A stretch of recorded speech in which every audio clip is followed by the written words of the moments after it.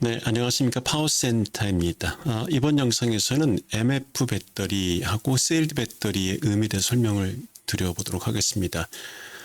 자동차에도 요즘 많이 사용이 되고요. 일반 산업용에서도 많이 사용되는데, 그러니까 세일드라고 하는 거는 세일, 밀봉이 됐다는 거죠. 밀폐가 됐다고요. 그래서 세일드 배터리하고 MF 배터리가 같은 의미로 사용이 돼요. 메인터넌스 프리죠. MF 배터리.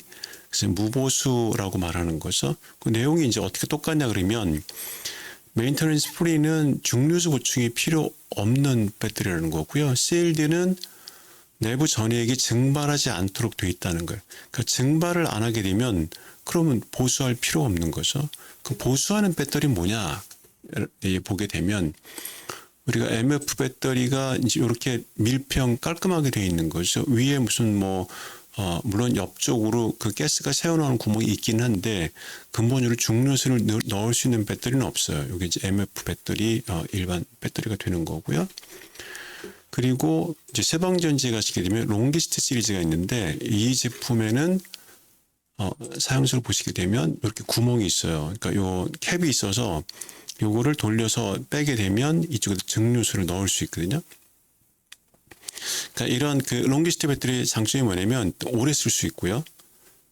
다른 제품에 비해서 보통 요거를 여기 사이클이 1200 사이클 해당되는데 80%까지 떨어질 때까지가요. 그러니까 한 1200회 정도 사용을 하니까 우리 365일을 1회로 보고요. 50회를 납산 써야 되니까 반으로 보게 되면 3, 4, 12, 4년에 한 8년 정도 이상은 쓸 수 있다는 얘기가 되는 거죠. 50%씩 썼을 때.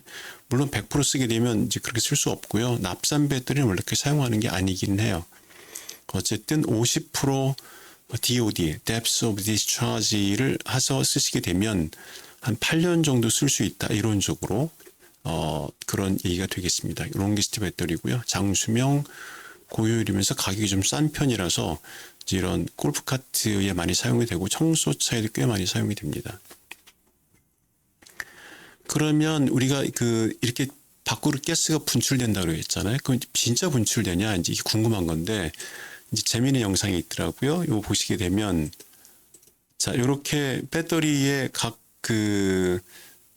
배터리 6개 셀마다 이제 여기다가 이렇게 가스가 나오는 분출구 만들어 놓고 가스가 나오도록 해놨죠. 이 가스를 실제로 이제 이쪽에 옆으로 빼서 여기서 어떻게 되냐를 보는 건데 이 가스가 나오고 있죠.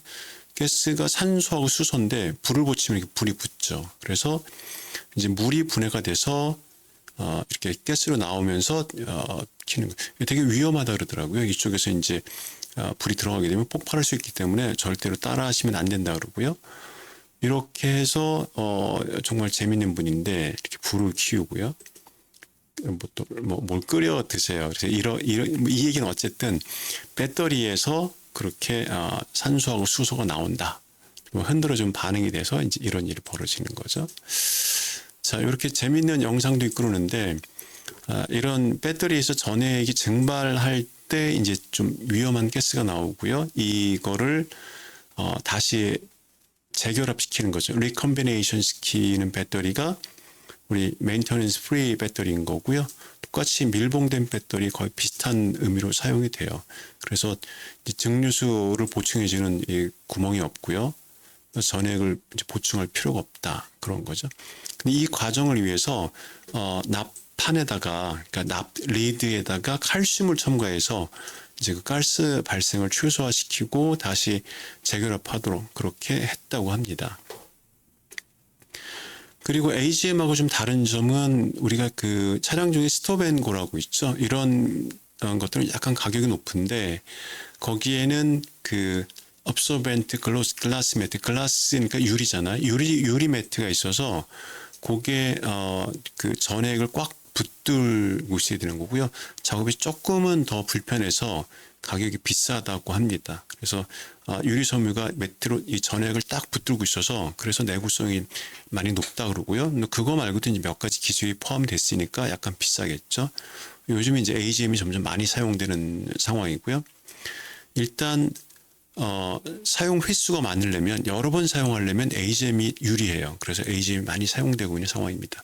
스톱앤고도 마찬가지죠. 적지만 우리가 계속 충전과 방전을 반복하기 때문에 일반의 산업용 MF보다는 AGM을 사용하는 경향이 점점 높아지고 있어요. 특히 태양광 같은 경우에는 이제 그 증류수 보충을 쓰셔도 되고요. 단 증류수를 한 6개월마다 보충을 해줘야 되고요. 그리고 이제 리튬 계열도 많이 사용이 되기도 하고요. 그리고 이런 그 CLD 배터리 중에서는 AGM 배터리 이게 많이 사용이 돼요. 잠깐 요건 우리가 자주 좀 볼 필요가 있는데요. 이제 이 성능, 요거 이제 그 한국 배터리, 그러니까 아트라스 BX에서 예전에 만들어 놓은 자료거든요. 그 스탠바이용하고 사이클용이 있는데 요 내용은 나중에 상세히 설명을 드릴 텐데요. 우선 간단히 보시면 여러 번 사용하실 거면 사이클을 사용하시는 거고요. 그 다음에 대기 상태에 있거나 UPS처럼 또는 파워를 많이 내야 되는 경우는 이쪽을 사용하시는 거예요.